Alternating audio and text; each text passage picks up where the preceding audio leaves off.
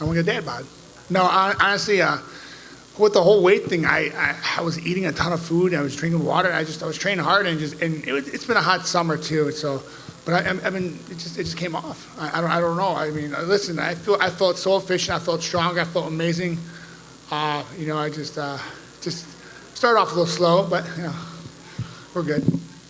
You went to the body shots. Did the corner tell you that, or was that something instinctively that you saw? It's something I saw. I actually talked to my coach earlier in the week about it. I was like, I remember him always lifting his arms up when he throws punches or blocks punches, and I was like, you know what? No one really tests his body. I'm going to start going. And I remember when Anderson Silva fight, UFC 200, he caught him with a body shot and a kick. I'm like, you know what? Maybe it's a little weaker than I thought. So and I hit him with a couple of them, and I saw him wince. And when you were in the early part of the fight, he was landing some shots. He had his hands down. Was that frustrating? Because I know you're a good boxer, and yet he's in there right in front of you with his hands at his side, and he's still landing on you. Yeah, I mean, it sucks. A couple of times, I don't know if he was, I feel like I was getting poked in the eye, but maybe he wasn't. I don't know.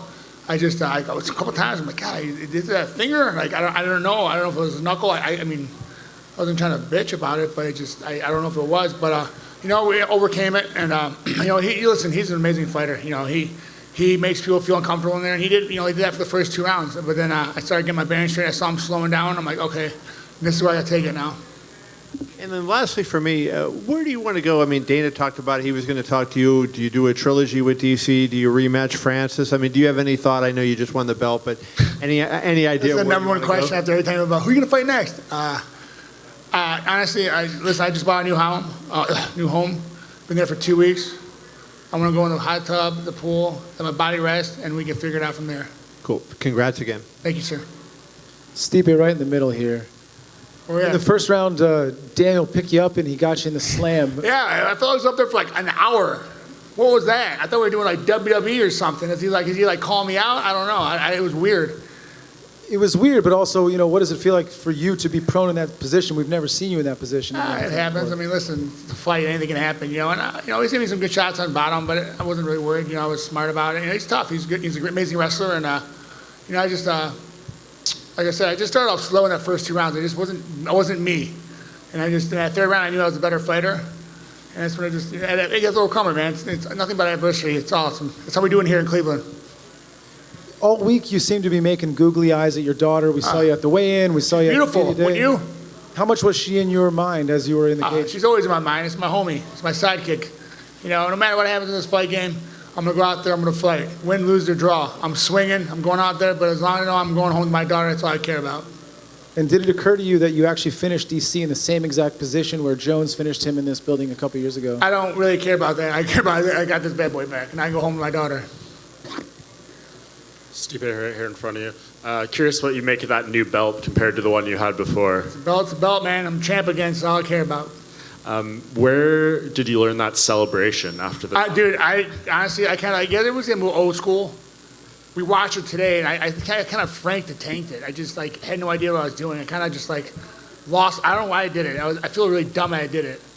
And then I did the suck it. I don't know why. I feel like I didn't do something with my hands or my feet, and I don't know. I'm an idiot. I'm dumb. Is it just adrenaline that takes over? Yeah, I think adrenaline takes over. I'm just I'm that guy at a party that does dumb stuff. Why would you do that? But it's fun. Right. And I think a lot of people going into that fourth round maybe had Daniel up 2-1 or 3-0. You had, I think, the second largest statistical comeback in a championship fight in terms of being outlanded and then finishing the fight. What's going through your mind, when maybe you're getting hit a lot? He hit you with a lot of big shots. What was going through your mind at those points? Stop fighting like a bitch. I was fighting like a bitch. It really was. And, I didn't take nothing from DC, man. Dude's tough. He fought the best world. He's beat the best in the world. And, just finally, it took me a little time to get my mojo. I just couldn't feel it. I just couldn't feed in. And my one coach told me, man, when you walked in that fourth round, I knew it was going to be over. He's like, I just see it in your face, the way your swagger, your hips are moving. He's like, I knew it was going to be good. I know you said you don't want to think about what's next, but I know DC tried to kind of stick it to you a little bit about waiting out for the rematch and all that kind of stuff. If he does choose to continue fighting, is there any part of you that kind of wants to stick it back to him a little bit? Yeah, whatever, man. I'm down for whatever. But right now, I just want to rest. I want to heal up. I'm going to be 37 on Monday. I feel like I'm 98 right now. And, we'll figure it out. Stipe, after the win. What's that? Sorry. After the win, you had both Dana and John Jones say you're the greatest heavyweight of all time. That's cool. Does that mean something to you? And where do you think you stand in those rankings? I mean, it's awesome, especially John Jones saying that, and Dana. It's real cool, man. It's cool to be noticed for your accomplishments. Listen, at the end of the day, I just want my daughter to be proud of me. You know, my dad did something in his life. My dad, you know, he fought for a living to give me a better life. You know, that's all I care about. So I guess in the end, is legacy? I mean, is legacy? Oh, it's all about legacy now. At first, I was like, yeah, fuck the legacy. Now I'm like, it's all about legacy. You know, have a good legacy. But I want to be a legacy where I'm a good dude. You know, I'm a tough fighter. You know, I've gone through adversity. I've done a lot. You know, I mean, listen, never been an easy road. I don't mind it. I like it hard because it makes it that much sweeter. And then lastly, I said John mentioned you were the best heavyweight of all time. Is that a fight that interests you at some point? You guys are killing me with these fights. Jesus.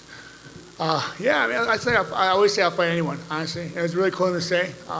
Appreciate it. Hope he's doing well. But yeah, I mean, I'm going to fight anyone. No more who you fight next questions, though, okay? Please, I beg of you. I'm joking. You guys. Hey, Stipe, down over here. So you're right. Who do you want to fight next? No, listen, you're never coming to the fire station again. You're out. DC had 181 significant strikes. It was the most ever in a loss in UFC history. First time you guys fought, you lost in the first round. He hit you with one punch. Did anything change? Did you kind of know what was coming more? Or how were you able to absorb so many blows? Well, I don't know. I knew I was a better fighter. Like I said, those first 2 rounds looked really bad. I know they looked really bad. He was teeing off on me, and I just dug down deep, man. You know, it's a Midwest thing, dude.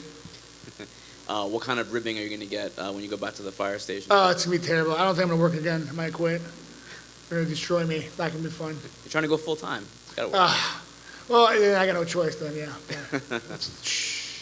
They may bring up that dance at the end. Oh, 100%. They're going to make me do it on the front of the apron. It's going to be terrible. It's going to be awkward.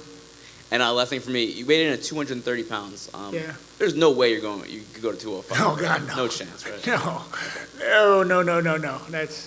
That was crazy. I couldn't believe I weighed that much. But yeah, it just, like I said, it just wasn't trying anything. I was just working out hard and just eating good and just, you know, drinking a ton of water. I mean, I no joke, I would go and get like a burger just to like, because I was like, what the hell?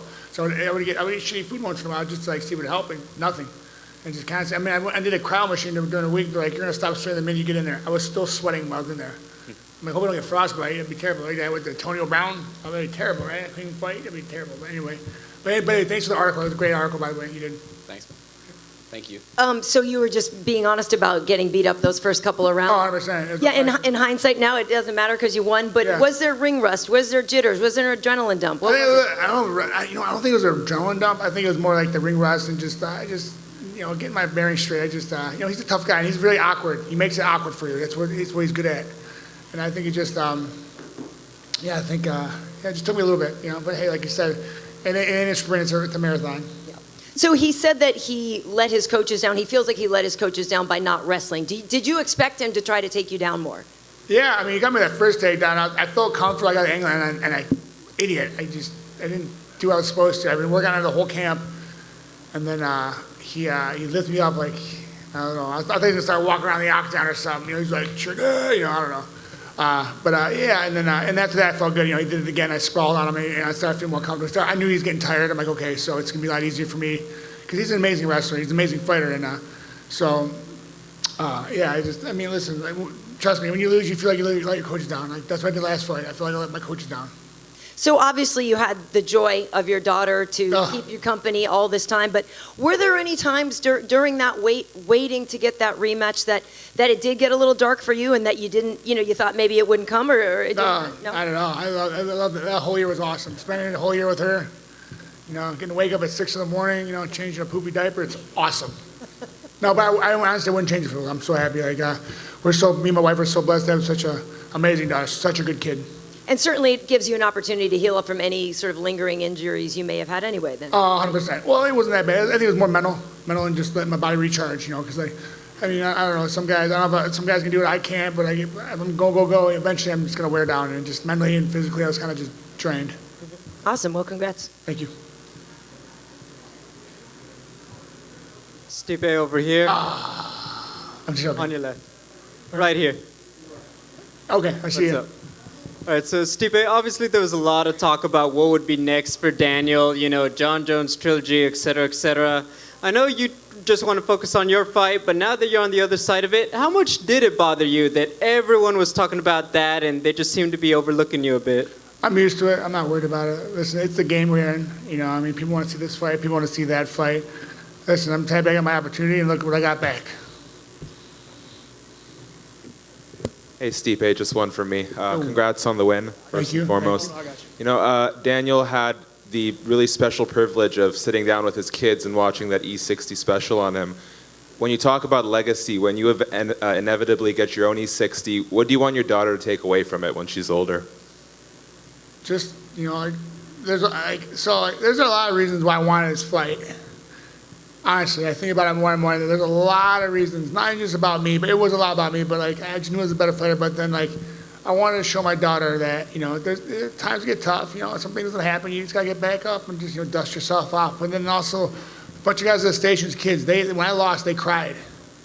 They all cried, and that really bothered me. You know what I mean? It just irked me, not in a bad way. You know, I'm like, listen, you know, and I wanted to show them that, like, listen, sometimes, you know, like just my daughter, sometimes it doesn't happen, but you just gotta, you know, and just a lot of reasons why I wanted this fight. It's just, you know, more for me too, because I knew I was a better fighter, and for my daughter to show her that, like, you know, things get tough, you get, you know, a lot of adversity, it's okay, you know, you just gotta push through. But also with a bunch of guys at the fire station, kids were crying after I lost. You know, I was like, it happens. You know, it's life. I was like, it's okay. I'm gonna show them that. Listen, you're fine. Get it back. Thank you. Hmm? Hey, Stipe, just quickly, I just wanted to elaborate. You said before that it wasn't about legacy originally, but now it is. You gave the example about how you wanted to set a good example for, you know, some of the kids in the fire station and stuff. But as far as how you are seen by the MMA community as some of the all-time greats, when did that change for you? When did you decide? Because you've said a lot of times you didn't really care about respect and things like that. When did the legacy become important to you? I think when I had my daughter, you know, just show her that, like, you know, like, listen, your dad's a tough dude, you know. You went out there and, you know, you got beat up a couple of times, and he beat a couple guys up, you know, and just, he did well at it. He was good at what he did. And that's when I show her that no matter what you do in life, you work hard, you know, you can build your legacy no matter what it is.